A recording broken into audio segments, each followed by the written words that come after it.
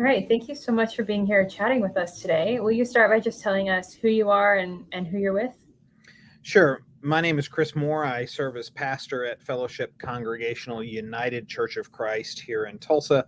I'm also currently the board chair for Tulsa Metropolitan Ministry, an 86-year-old interfaith organization here in Tulsa. Great. Thank you. So, what populations are you serving in your current role? Well, I'd say both given my role here at the church and my participation in Tulsa Metropolitan Ministry, there's a lot of the same people. And we are kind of at the edges of serving folks who are contending with poverty, who are contending with lots of challenges around immigration, and folks who are contending with human trafficking. Frankly, that's one of our major focuses with Tulsa Metropolitan Ministry.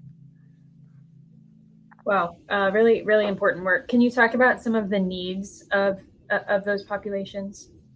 Sure, and in some ways they're the same needs. So, access to resources, access to help.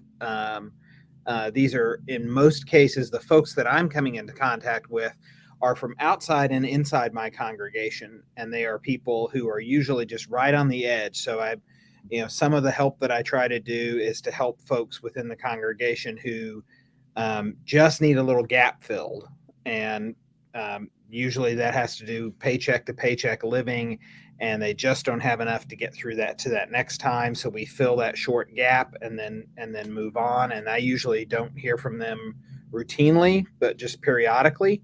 I don't know whether they're seeking that help from other places, but I think for the most part, these are folks who are working, incredibly hard and just can't get all that they need just to survive. And we're talking about pretty basic level survival here.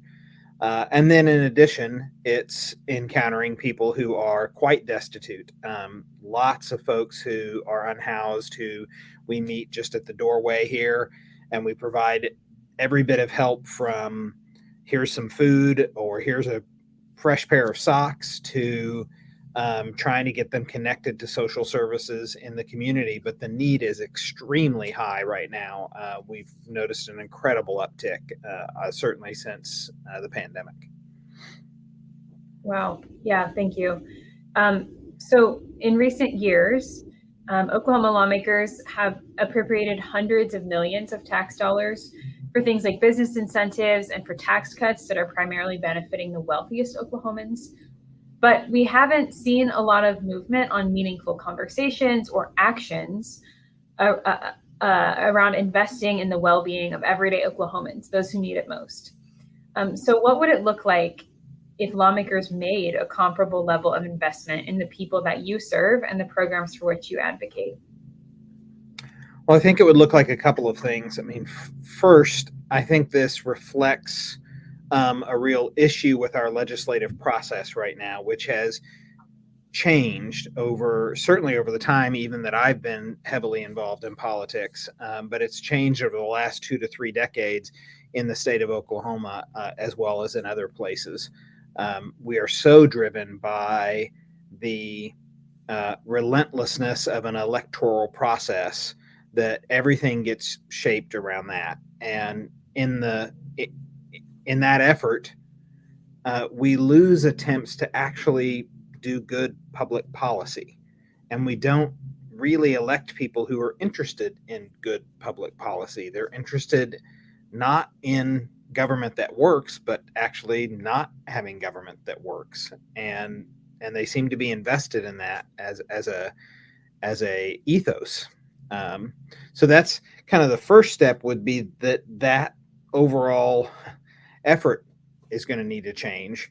And also, what it would look like to have good public policy in the state would mean that we would be impacting our educational system in a positive way. I have obviously lots of students, public school students in the congregation, but as well I have teachers and administrators and parents who are deeply impacted by the lack of funding and the continued resistance to teachers just being able to do their jobs. And I've helped several of those end up finding different occupations just because it's so challenging.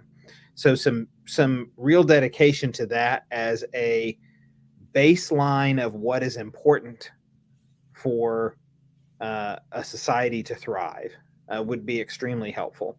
Not to mention the fact that you have some real deep economic inequities that are an issue. And how do we address those? There's lots of different ways we could look at addressing those, but I don't see a lot of effort to even addressing that in the first place. And that becomes a real issue. Healthcare, mental health care, huge gaps in the community. And that comes from a person who's trying to get people help. And I simply have few places to refer them or send them or get them connected. So there's just a, unimaginable amount of effort that could help in so many ways. Great, thank you. And you were kind of talking about this a little bit earlier, how it's easy when we're thinking about politics and things that happen. It's easy for everyday folks to kind of get lost in that, in squabbles and that kind of thing.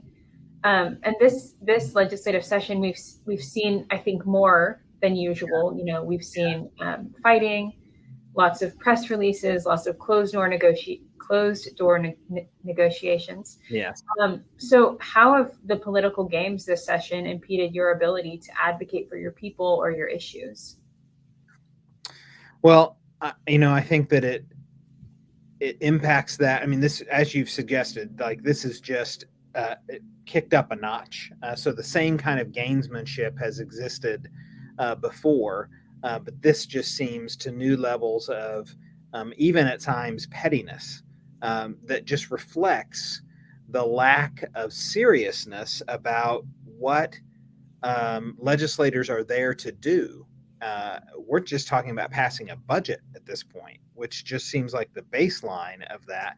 And you extend that, of course, to the national level where the same kinds of arguments are going on, where we're just talking about the machinery of government and what has been a typical flow of activity. And we can't even agree on, the most basic level of activity for a government to be doing. What that does for my congregation and the people that I serve is really discourages their competence in institutions and in particular in their government. And ultimately what that does is lead people to reduce the amount of participation they have in that government, to get very apathetic about that, to not vote, which exacerbates the situation. I mean, it's a real downward spiral that is problematic. Yeah, I mean, that's a great point, that not only do games like this mean that it's harder for us to meet the needs of everyday folks, but it also has potentially harmful consequences in the long term for our democracy. So we were talking earlier about some of the needs that you see in our community. So with that in mind, what are you most worried about if lawmakers don't take action on these issues? Who would be hurt the most? Well, obviously, like at the federal level, you have a great disruption to, I mean, this is the myth that we sort of play around all the time, is government is not very important. And wait a second, oh, everything's connected to government. And so when you don't fund it and connect it, you get to see the impact of removing that and how dramatic that is. In addition, I think it just, boy, at a time in which hopelessness just is at peak levels in my experience, it's just another thing, another sort of failure, another way that we are letting the possible be victim to these ludicrous politics that just get in the way of us being able to accomplish anything. And frankly, this is not even a partisan commentary at this point. You're talking about the ludicrous politics within one of the parties that is causing a lot of that conflict. So last question for you. If you were given a soapbox or a megaphone to talk to all of our state's elected officials, what would be your message for them? My message for them would be, remember the pledge that you took. Remember the oath that you swore when you got here to serve the people, and in particular to serve all of the people, and to have a sense of what good public policy might look like. And we can differ on how we get from A to B easily, but having the belief that we do have to have in place some really important infrastructural kinds of systems.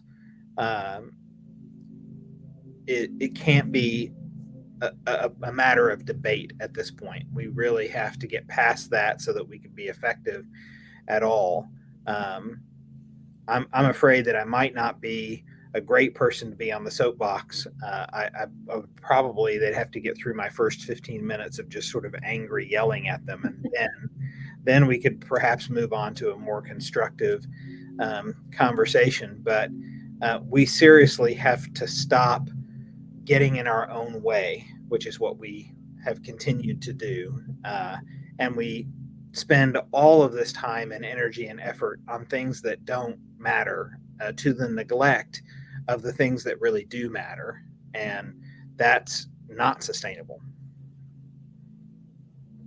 You're absolutely right. Thank you so much for all that insight, for talking about, some of the short and long-term negative impacts that we could see as a result of a lot of this session's antics, as well as talking about some of the proactive things we could do. I really appreciate you talking with us today. Yeah, thanks, Emma.